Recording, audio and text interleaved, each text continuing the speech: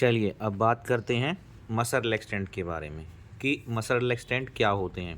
आपको बताया गया है कि दो तरह के मसल रिलैक्सेंट होते हैं, एक डीपोलराइजिंग मसल रिलैक्सेंट और एक दूसरा होता है नॉन डीपोलराइजिंग मसल रिलैक्सेंट। तो आज बात करते हैं डीपोलराइजिंग मसल रिलैक्सेंट की, जो है सुकोलिन, जिसका कंपनी नेम है सुकोल और साल्ट नेम है सक्सेनाइल कोलिन। इसको शॉर्ट एक्टिंग मसल रिलैक्सेंट भी बोला जाता है। वास्तव में मसल रिलैक्सेंट होते क्या हैं? Muscle relaxant are medicine that helps the muscles to relax and reduce pain and discomfort. Muscle relaxant वो दवाइयाँ होती हैं जो आपकी मसल्स को रिलैक्स करने का काम करती हैं, यानी कि आपके टेंडरनेस को, आपके पेन को, आपकी मसल्स के डिस्कम्फर्ट्स को कम करने का काम करती हैं।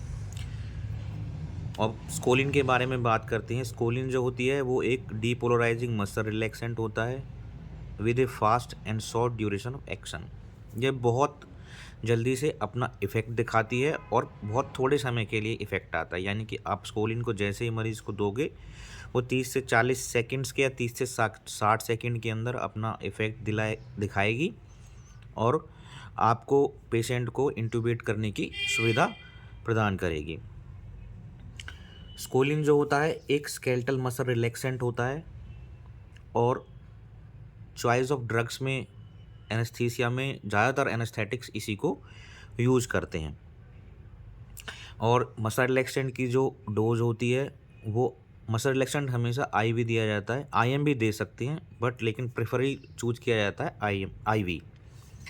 तो it can be given IV 2 mg पर केजी इन इन्फेंट्स, चिल्ड्रन में 1 mg पर केजी और एडल्ट में 0.3 to 1.1 mg पर केजी बॉडी वेट। अगर किसी को आईएम देना होता है तो 3 से 4 mg पर KG body weight.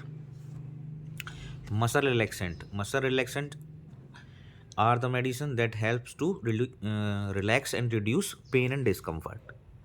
A muscle relaxant is drug that affect skeletal muscle functions and decrease the muscles tone. ऊपर वाली डेफिनेशन भी सेम है और नीचे वाली डेफिनेशन भी सेम है, बट इनको अलग अलग राइटर की बुक से लिया गया है आप लोगों के लिए। दोनों चीज़ों का कहने का मतलब वही सेम है, क्योंकि जब आपके स्केलेटल मसल्स की टोन डिक्रीज हो जाएगी तो आपको पेशेंट्स को इंट्यूबेट करने में आसानी होगी। Scoline is a skeletal muscle relaxant for IV administration in general anaesthesia to facilitate tracheal intubation. जो बात पिछली दो डेफिनेशंस में कही गई थी वही थर्ड डेफिनेशन में वही बात कही गई है। अब स्कोलिन के कुछ साइड इफ़ेक्ट्स भी होते हैं, जॉ रिजिडिटी, हाइपोटेंशन, मसल्स फेसिकुलेशंस। जब आप स्कोलिन देते हो तो आपके पेशेंट्स को कंपन महसूस होती है। फेसिकुलेशंस का मतलब होता है पेशेंट का शरीर कांपता है, जैसे किसी को ऑक्सीजन नहीं मिलती या किसी को मिर्गी के दौरे पड़ते हैं, तब ऐसे पेशेंट का शरीर कांपता है।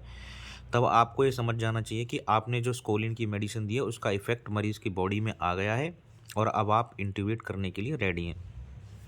रेस्पिरेशन डिप्रेशन, पेशेंट की खुद से जो ब्रीथ करने की क्षमता है वो ख़त्म हो जाती है, आपको पेशेंट को मैकेनिकल वेंटिलेशन देना पड़ता है या आप खुद से उसको मैन्युअली वेंटिलेट करते हैं। हाई ब्लड पोटासियम, ये स्कोलिन देने से आपकी बॉडी में पोटासियम रिलीज होता है। जिस पेशेंट का पहले से पोटासियम बढ़ रहा होता है उनको स्कोलिन कभी भी नहीं देते, बर्न पेशेंट्स को स्कोलिन नहीं देते। इससे रैसेस हो सकते हैं, इर्रेगुलर हार्ट बीट हो सकती है, increase the level of potassium, nausea vomiting हो सकते हैं। The effects of the medicine can be observed with in 30 to 60 seconds.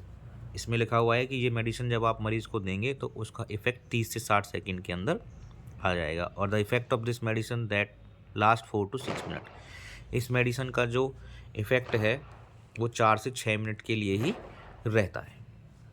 तो आप ओवरऑल व्यू समझ चुके हैं कि स्कोलिन किस लिए यूज़ किया जाता है और स्कोलिन क्या है। स्कोलिन वास्तव में एक मसल रिलैक्सेंट है जो शॉर्ट एक्टिंग ड्रग्स है, जो मसल रिलैक्सेंट की कैटेगरी डीपोलराइजिंग मसल रिलैक्सेंट में आता है। Thank you.